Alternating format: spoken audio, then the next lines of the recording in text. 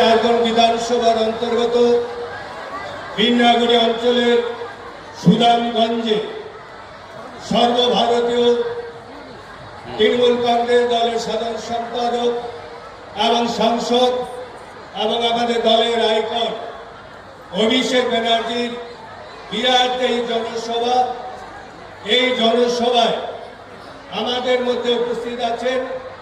আপনারা জানেন রাজগঞ্জ বিধানসভার মানুষ আজকে বামফ্রন্টের এই 18 রাজগঞ্জ বিধানসভা আপনারা 2018 সালে ঘাস ফুল চিহ্ন ফুটিয়েছিলেন।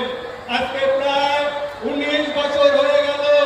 আজকে 2009, 2011, 2011, 2016, 2021 এবারে আমি বয়সজনিত কারণে আমাকে দল প্রার্থী করেনি, কিন্তু আমরা এমন সুন্দর আমরা প্রার্থী পেয়েছি, এশিয়ান সোনা জয়ী, সোনা আমাদের সপ্তাহ বর্মন। আপনারা যেমন 4 বার আমাকে বিপুল ভোটে বিধায়ক নির্বাচিত করেছেন, এবারও আমি আশা করব যে আপনাদের সহযোগিতায় আমাদের 18 সিরাজগঞ্জের প্রার্থী সপ্তাহ বর্মন বিপুল ভোটে জয়ী হবে, এটা আমার দৃঢ় বিশ্বাস।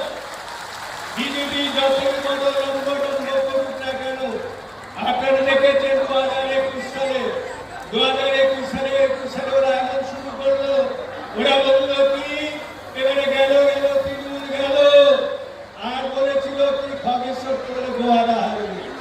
কিন্তু দেখলাম 2021-এ প্রথম 2011-তে 198 বিধায়ক নিয়ে প্রথমবার মুখ্যমন্ত্রী হয়েছে, 2016-তে 205 জন বিধায়ক নিয়ে দ্বিতীয়বারের জন্য মুখ্যমন্ত্রী হয়েছে, 2021-এ 217 জন বিধায়ক নিয়ে মুখ্যমন্ত্রী হয়েছে, আর এবারে 2026-এ 250 জন বিধায়ক নিয়ে চতুর্থবারের জন্য মুখ্যমন্ত্রী হবে মমতা ব্যানার্জি। বিজেপি ক্ষমতা নেই। তাই বন্ধুগণ, আসুন আগামী 23শে এপ্রিল সকাল সকাল আপনাদের মূল্যবান ভোটটা আমাদের 18 তৃণমূল কংগ্রেসের প্রার্থী যেমন এখানে আছে, প্লাস মালবাজারের প্রার্থী আছে, ডাকগ্রাম ফুলবাড়ির প্রার্থী আছে, কথা বলে সবাইকে জাতীয়তাবাদী অভিনন্দন জানিয়ে আমি এখানে সংক্ষিপ্ত বক্তব্য শেষ করলাম।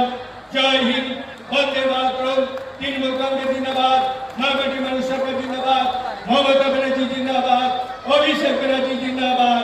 জয় বাংলা। এসটি নাগরাকাটা বিধানসভা কেন্দ্রের প্রার্থী সঞ্জয় কুজুর মহাশয়কে